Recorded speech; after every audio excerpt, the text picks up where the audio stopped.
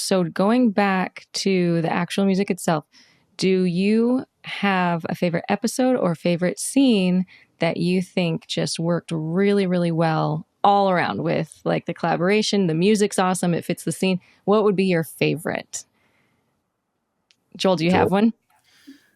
Well, there is a scene that Ari and I sometimes talk about where we really handed it off to each other, and the result was really nice. It's not a particularly like exciting scene, but it is a really critical scene because these two important characters are having a very difficult and kind of lengthy conversation. Mm-hmm. So the challenge is how to sustain and kind of grow and have the pacing kind of work, but also really respond to the emotions. And we'll try to dig that one up for you. Yeah, I would love to see that one.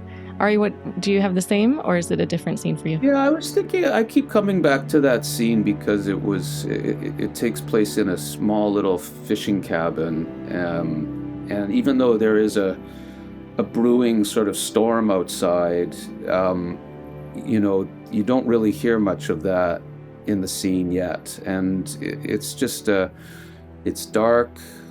You got these two main characters that are really talking about deep stuff, and there's nowhere to hide, like for the music to, like the music needs to be kind of invisible, but it's hard to be invisible in a scene like that. So it's like, how do you just walk that line of helping the emotion along? And it's a good example, that scene of where, I think, Joel, you started it off with some guitar, and then after, you could do the same thing for 2.5 minutes, but it would get boring, right? I think the scene's probably about that long.